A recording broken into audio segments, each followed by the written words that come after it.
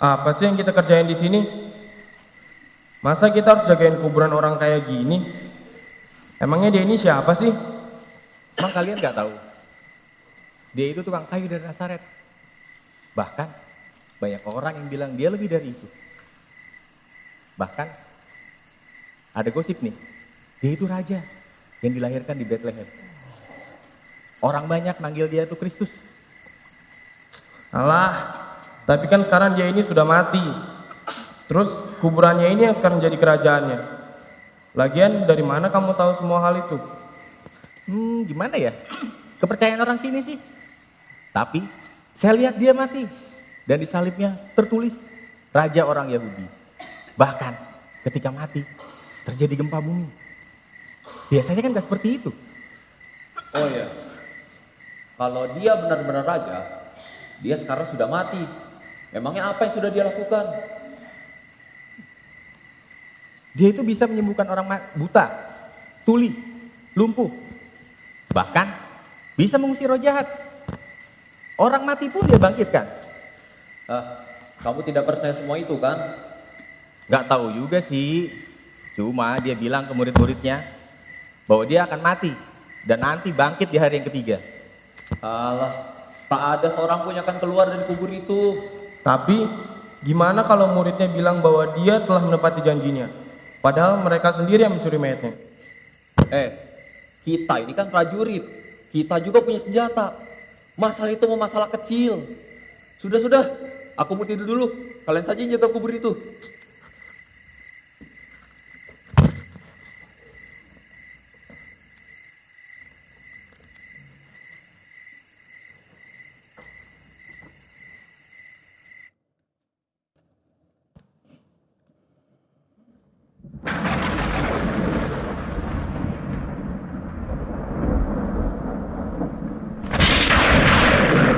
Lihat, batu itu bergeser.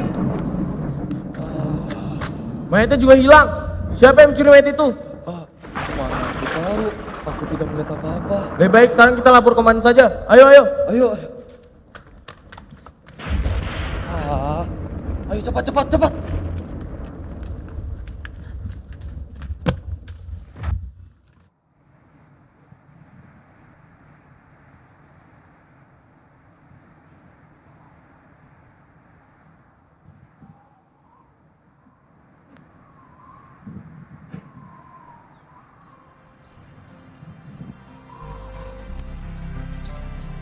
Wah, matahari sudah terbit. Lebih mudah melihat jalan setapak ini. Aku yakin prajurit yang disuruh menjaga kubur itu akan menghadang kita di sini. Mereka nggak punya alasan untuk menghadang kita. Kita harus menyakiti kubur kita dengan baik. Bagaimana menurut kalian kalau kita membujuk prajurit-prajurit untuk menggeser gerbang itu? Prajurit Roma? Sepertinya tidak. Kita harus meminta tolong pada orang lain. Lihat, batu itu bergeser.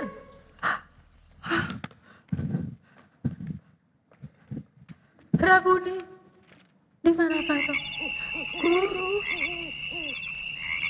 Guru. Rabuni, di manakah kau?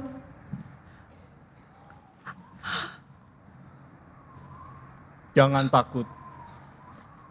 Aku tahu kalian mencari Yesus yang disalibkan itu. Dia tidak di sini. Dia telah bangkit seperti yang telah dikatakannya. Pergilah, katakanlah kepada murid-muridnya bahwa ia telah bangkit.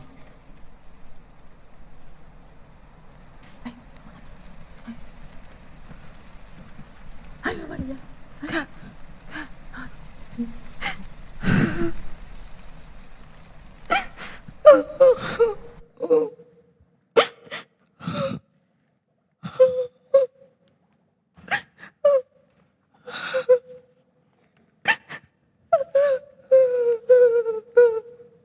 Guru. Ibu, mengapa engkau menangis? Mereka sudah mengambil Tuhanku. Dan aku tidak tahu kemana mereka membawanya. Sebenarnya, siapakah yang kau cari, Ibu?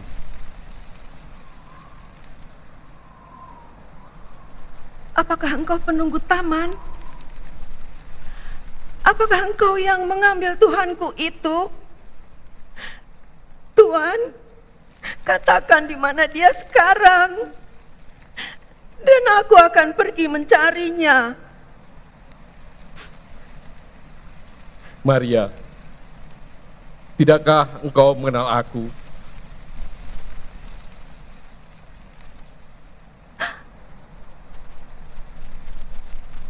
Rabuni, Janganlah engkau memegang aku.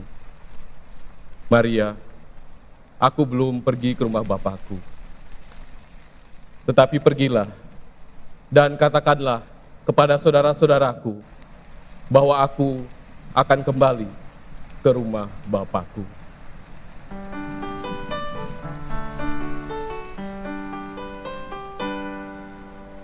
dari kubur yang kelam, Kristus bangkit megah. Dari kuasa yang seram, kita pun bebaslah. Diberi kepadanya tahta Allah kekal, isi surga dunia, nyanyi puji sembah. Dari kubur yang kelam, Kristus bangkit megah. Dari kuasa yang seram, kita pun bebaslah.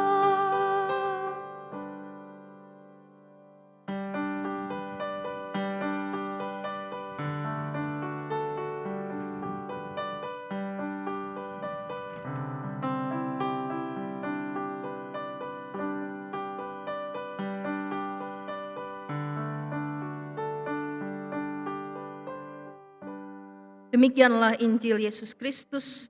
Berbahagialah setiap kita yang mendengarkan firman Allah dan yang memeliharanya. Haleluya.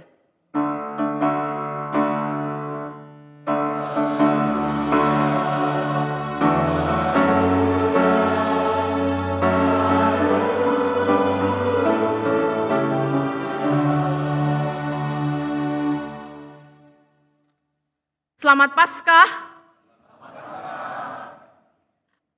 Boleh nggak nanti saya bilang selamat Paskah, Bapak Ibu Saudara jawabnya haleluya ya. Selamat Paskah.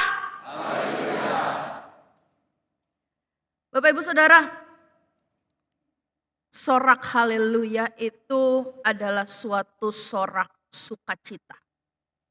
Kalau itu juga yang harusnya berlaku ketika kita menyambut bacaan Alkitab kita. Mulai dari hari ini, ya dari Paskah sampai nanti kita akan bertemu dengan Advent. Nanti Advent kan ganti Maranatha, ya. Tapi di dalam minggu-minggu ini kita akan memakai haleluya. Nah biasanya kayak tadi tuh, ya haleluyanya, haleluya, gitu ya. Kayaknya haleluyanya di mana, orangnya di mana, gitu ya. Haleluya itu menjadi sorak kemenangan Paskah. Kemenangan karena kebangkitan Kristus. Nah pertanyaannya adalah, apakah makna Paskah itu bagi Bapak Ibu Saudara dan saya? Pernahkah kita bertanya apa yang menjadi makna dari Paskah itu bagi kehidupan kita? Kalau ditanya secara teori, Bapak Ibu orang Kristen, apa makna Paskah buat Bapak Ibu Saudara? Oh, kebangkitan Kristus. Kalau ditanya secara praktis, secara praktek hidup sehari-hari, apa sih makna Paskah itu bagi Bapak Ibu Saudara sekalian? Mungkin itu akan mengambil waktu jeda bagi kita untuk kita memikirkan. Kalau sehari-hari, apa ya maknanya? Kalau sehari-hari jam, ini sekarang 5.45, ya. Sehari-hari 5.45 udah harus ada di Jagorawi, apa sih makna Paskah buat saya? Kalau sehari-hari 5.45 sudah sibuk dengan anak-anak yang masih saja lelet buat bangun, ya, karena harus pergi sekolah, harus menyiapkan semuanya dari segala macam keperluan termasuk nyiapin kendaraan untuk ngantar sekolah. Apa sih maknanya Paskah itu buat kita? Terlebih lagi momen Paskah ini kalau mau kita gali dan pertanyakan lebih lanjut maknanya secara praktis di dalam kehidupan kita. Coba saja bandingkan kesibukannya dengan kesibukan kita menyambut Natal. Pasti akan sangat terasa bedanya. Natal kita bisa sangat repot. Natal kita bisa sangat sangat gembira gitu ya, sangat senang untuk bisa menyambut, mesti apa ya, mau ngapain ya, begini begitu. Tetapi Paskah secara praktis, ya udah, kemarin soalnya habis Jumat Agung, habis mengingat kematian Tuhan, masa iya sekarang kan suasananya cepat amat gantinya, jadi kalem-kalem aja. Paskah justru adalah peristiwa yang paling menentukan bagi hidup kita. Tanpa Paskah, Natal itu tidak ada artinya. Tanpa Paskah kita tidak bisa memperingati Natal. Justru karena Paskah inilah Natal kita menjadi berarti. Jadi Paskah adalah peristiwa yang sangat-sangat penting bagi kita. Tetapi lagi-lagi yang penting itu kadang tertutup oleh rutinitas kita. Yang penting itu kadang sudah terselimut dan terselubung dengan berbagai hal yang menurut manusia juga sama-sama penting di dalam keseharian, sehingga keseriusan Paskah ini tidak menjadi bagian yang sehari-hari buat kita. Bapak, Ibu, dan Saudara sekalian, kalau mau bertanya lebih lanjut dan kita mau merenungkan sebagai orang Kristen, sebagai orang yang mengaku percaya di dalam Yesus Kristus, berapa banyak kita mendengar firman Tuhan? Jawabannya banyak kali. Ya.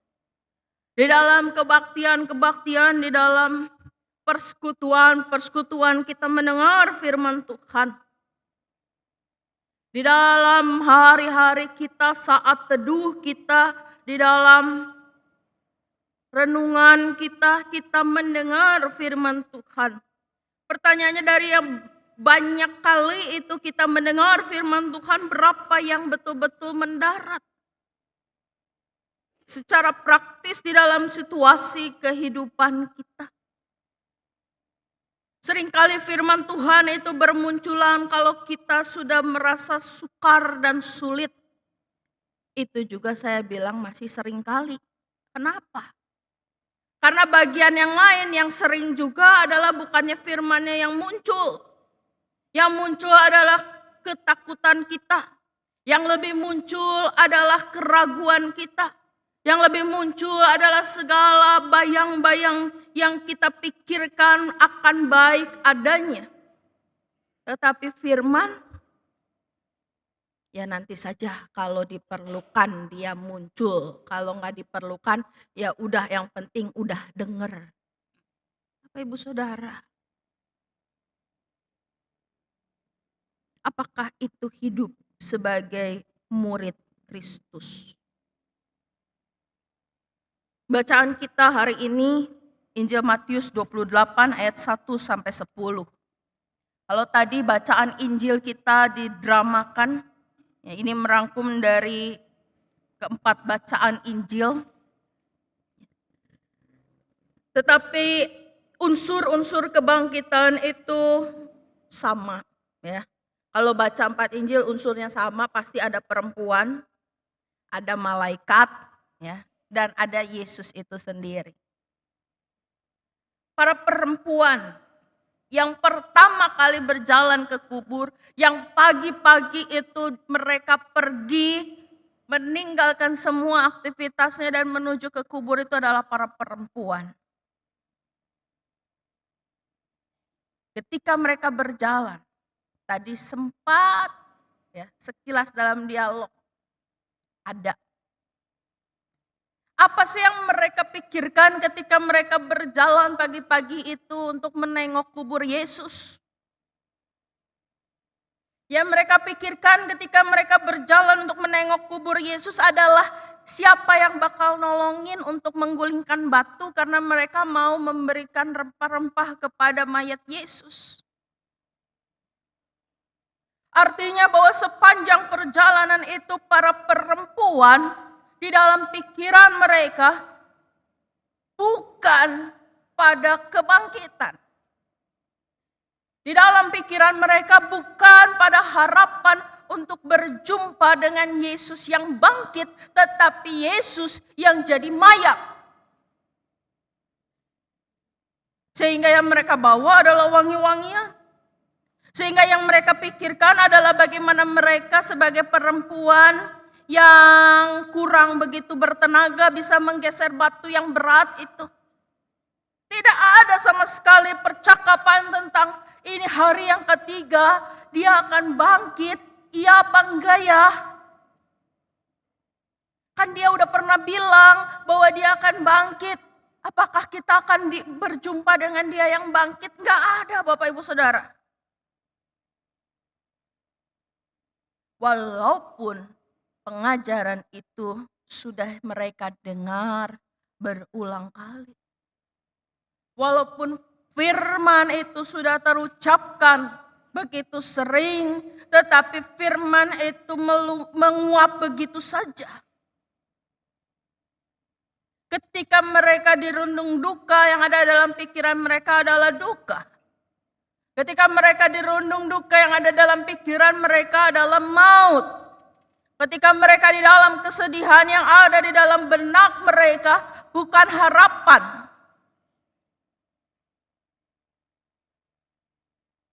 Kemana firman itu? Kenapa bisa firman itu menguap begitu saja? Bapak, Ibu, dan Saudara sekalian, kita belajar dari perjalanan pagi Paskah ini bahwa mendengar saja tidak cukup. Mendengar saja, tahu saja, bahkan punya identitas sebagai murid Kristus itu tidak ada maknanya sama sekali.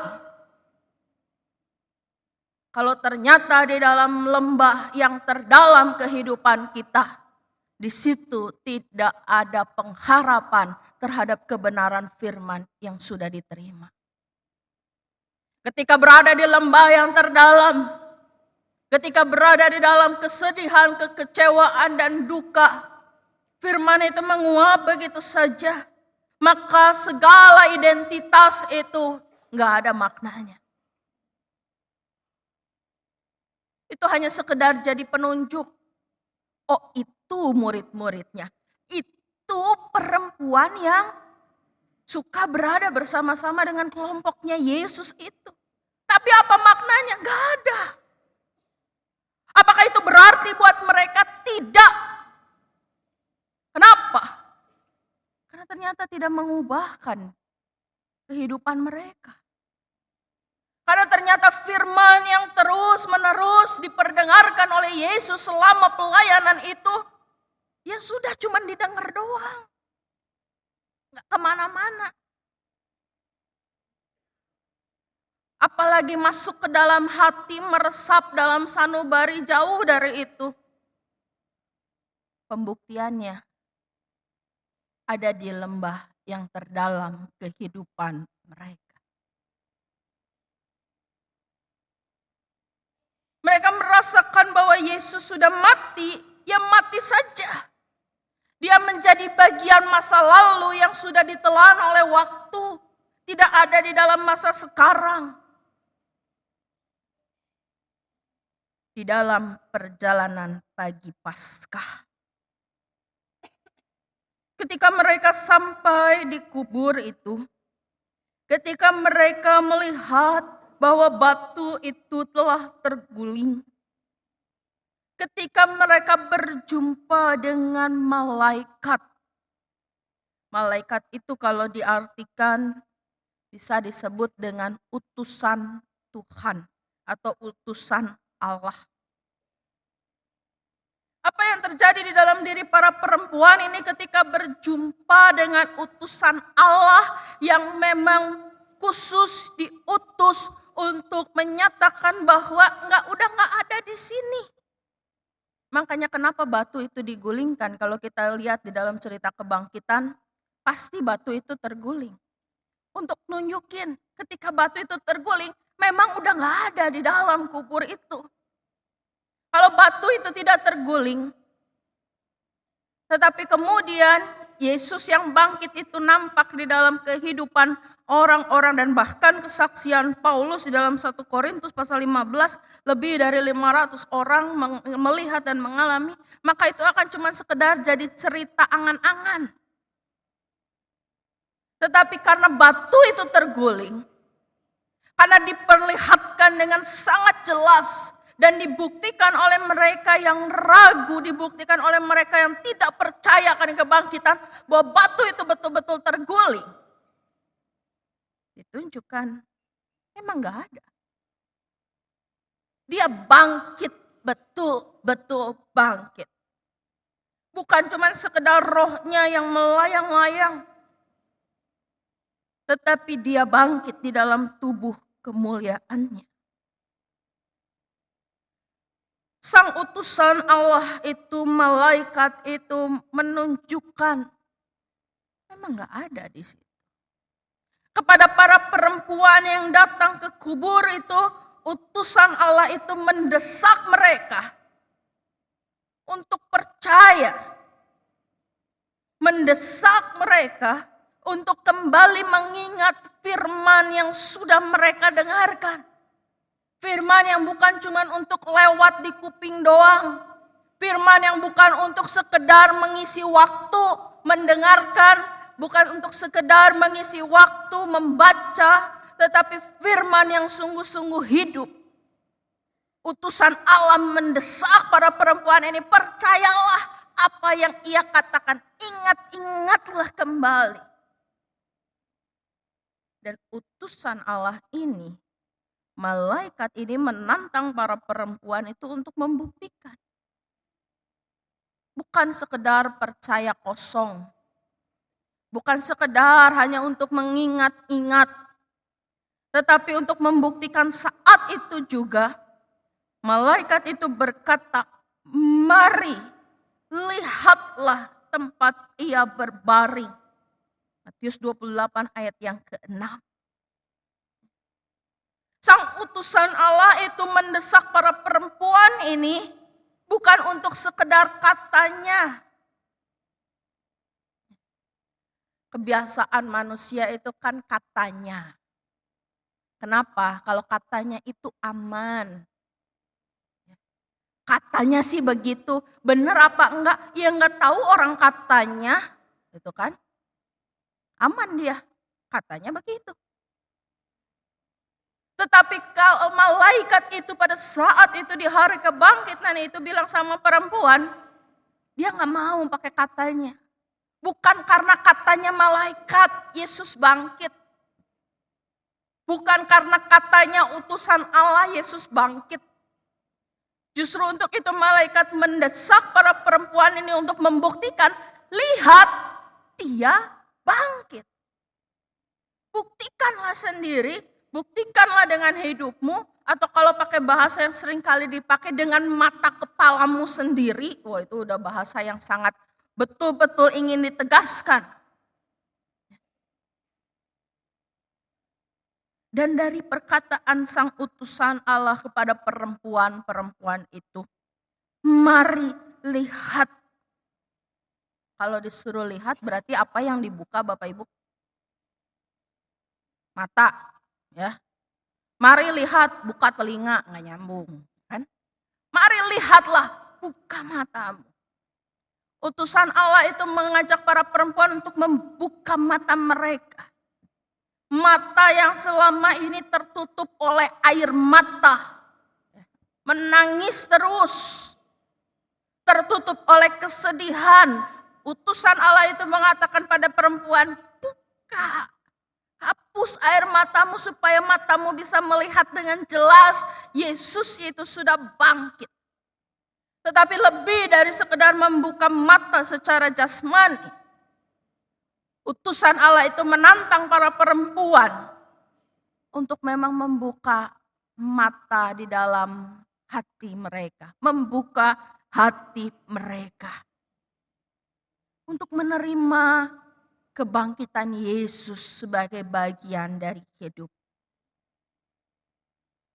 Berjumpa dengan utusan Allah itu membuat mereka juga menerima perintah.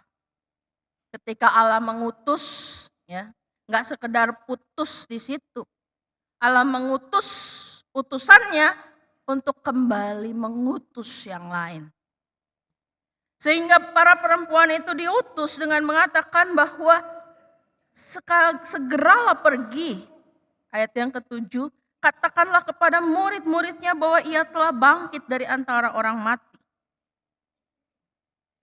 Para perempuan ini dipakai untuk menjadi saksi-saksi kebangkitannya. Yang mempersaksikan dengan jelas karena mereka sudah dipanggil untuk melihat dengan mata kepala mereka. Melihat dengan hati mereka Yesus bangkit. Sehingga mereka dipakai untuk bersaksi bahwa ia telah bangkit.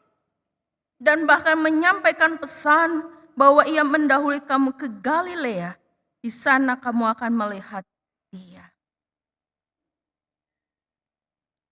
Bapak, Ibu, dan saudara sekalian, berjumpa dengan utusan Allah. Melihat dengan mata kepala sendiri. Apakah itu cukup mengubahkan Paskah menjadi hal yang begitu praktis? Menjadi praktek hidup sehari-hari? Ternyata enggak juga. Karena di ayat yang ke-8 memang mereka segera pergi dari kubur itu. Tetapi catatannya adalah dengan takut dan dengan sukacita yang besar. Ada takutnya, ada sukacitanya. Rupa-rupanya para perempuan ini juga belum bisa menempatkan perasaannya. Apa yang harus mereka rasakan? Mereka sudah membuktikan, mereka sudah dengar beritanya, tetapi mereka masih belum yakin dengan diri mereka sendiri. Bapak, Ibu, Saudara, betapa berbahayanya kita kalau kita menjalani kehidupan ini, melangkah dalam hidup ini, tetapi kita juga nggak yakin dengan diri kita. Apa yang akan terjadi kalau kita nggak yakin dengan apa yang sudah kita terima, dengan apa yang sudah kita alami sebagai murid Kristus, sebagai orang yang menerima pesan kebangkitan, kita jalan tapi kita nggak yakin. Kita akan jadi orang yang sangat gampang untuk diombang-ambingkan. Kita akan jadi orang yang sangat gampang naik punya sukacita, ya, punya pengharapan yang sedemikian besar, tetapi akan jadi orang yang sangat gampang untuk terjun bebas kepada kekecewaan, kepada ketakutan, kepada kebimbangan. Kenapa? Karena pesan kebangkitan itu belum bisa meyakinkan kita. Kita dengar dari utusan Allah, kita buktikan dalam kehidupan kita akan kebangkitan Kristus, akan kuasanya, akan karyanya, tetapi karena kitanya belum yakin, kita sulit untuk menempatkan diri kita. Seperti para perempuan itu, takut ada, sukacita ada. Bukankah kalau sudah membuktikan mestinya yang ada di sukacita?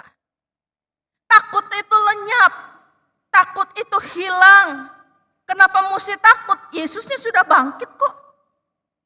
Tapi ternyata takutnya masih ada. Sehingga Bapak Ibu dan Saudara sekalian, supaya Paskah ini bukan sekedar jadi peringatan keagamaan Kristiani bagi kita. Supaya Paskah ini bukan sekedar teori bahwa Tuhan bangkit. Supaya kita bisa yakin dengan diri kita sebagai murid-murid Kristus. Maka memang Tuhan berikan apa yang kita perlukan. Tuhan berikan apa yang diperlukan oleh perempuan-perempuan itu. Ayat yang ke-9, tiba-tiba Yesus berjumpa dengan mereka dan berkata, "Salam bagimu." Perjumpaan dengan Yesus secara pribadi. Bukan lagi kata utusan Allah. Bukan lagi hanya dengan akal budi, rasio, dan logika yang membuktikan bahwa Yesus itu bangkit. Tetapi pengalaman personal berjumpa dengan Yesus. Pengalaman personal bagaimana hidup mereka menyentuh Dia yang bangkit. Ada perbedaan versi sedikit antara Matius dan Yohanes. Di dalam Injil Matius dikatakan mereka mendekatinya, memeluk kakinya serta menyembahnya. Di dalam Injil Yohanes itu tidak demikian. Bukan untuk diperdebatkan mana yang benar atau mana yang tidak benar. Tetapi masing-masing punya maksudnya sendiri. Tetapi kalau kita berpedoman pada Injil Matius pasal 28 sebagaimana dasar firman Tuhan kita pada saat ini, maka perjumpaan dengan Yesus secara personal, bagaimana kita mengalami Yesus, perempuan-perempuan ini mengalami Yesus secara pribadi,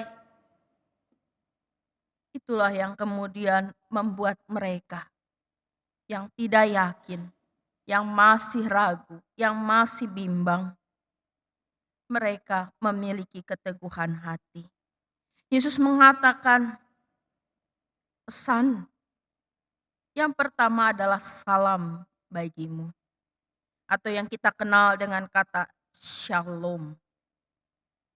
Shalom berarti damai, sejahtera, dan selamat. Itulah yang diberitakan di dalam kebangkitan Kristus. Damai, sejahtera, dan keselamatan yang dianugerahkan di dalam perjalanan kehidupan kita hari demi hari. Di dalam praktek kehidupan kita. Damai sejahtera bukan karena hidup yang baik-baik saja, tetapi justru di dalam hidup yang seperti dialami murid-murid pada saat itu. Kebangkitan Yesus memberikan damai, membuat mereka tidak ragu untuk melangkah. Kebangkitannya menyelamatkan semua, memberikan keselamatan kepada seluruh manusia tanpa terkecuali. Pesan yang berikutnya di dalam damai dan keselamatan yang diberikan karena kebangkitan itu adalah jangan takut. Perkataan jangan takut ini muncul 2 kali di dalam Injil Matius 28 ayat 1 sampai 10. Yang pertama diucapkan malaikat, tetapi perempuan-perempuan itu masih tetap takut. Tetapi yang kedua diucapkan oleh Yesus. Ketika mereka mengalaminya, ketika mereka menyembahnya, ketika mereka menerima shalom itu di dalam hidup mereka, Yesus mengatakan, sudah terima shalom, jangan takut.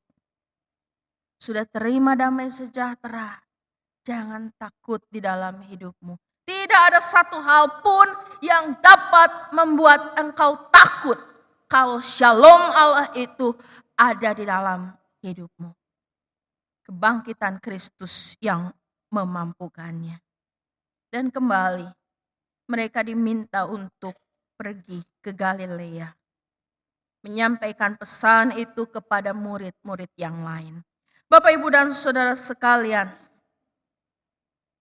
kalau kita mempelajari bagian ini di dalam hari Paskah, maka kita bukan sekedar mengingat-ingat peristiwa masa lampau. Tetapi ketika kita diajak untuk belajar bagian ini, sebetulnya ini sedang membukakan bagi Bapak, Ibu, Saudara, dan saya di hadapan kita semua kehidupan dan gambaran diri kita. Perempuan-perempuan yang dipakai sebagai saksi kebangkitan yang pertama. Mereka adalah gambaran orang-orang yang tersisihkan, orang-orang yang tidak berdaya, orang-orang kelompok yang lemah, kelompok yang tidak punya kekuatan apapun.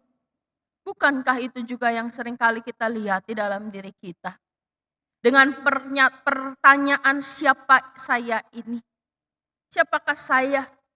Saya nggak bisa apa-apa. Saya bukan siapa-siapa. Saya penuh dengan kelemahan dan sebagainya. Bapak, Ibu, Saudara sekalian, pesan Paskah ini berlaku untuk kita. Di dalam keadaan-keadaan kehidupan kita. Mari Bapak, Ibu, Saudara. Paskah itu mengubahkan kehidupan para murid, termasuk mengubahkan kehidupan kita. Firman-firman yang kita dengarkan bukan hanya untuk sekedar masuk di dalam telinga kita, tetapi untuk kita buktikan di dalam kehidupan kita bahwa firman itu hidup, firman itu berkuasa, firman itu kemudian mengubahkan kita. Firman itulah yang memperjumpakan kita dengan Yesus yang bangkit, yang berjalan bersama-sama dengan kita. Mari kita hidupi Paskah ini. Bukan untuk perayaannya, tetapi untuk kesaksian kita bagi sesama.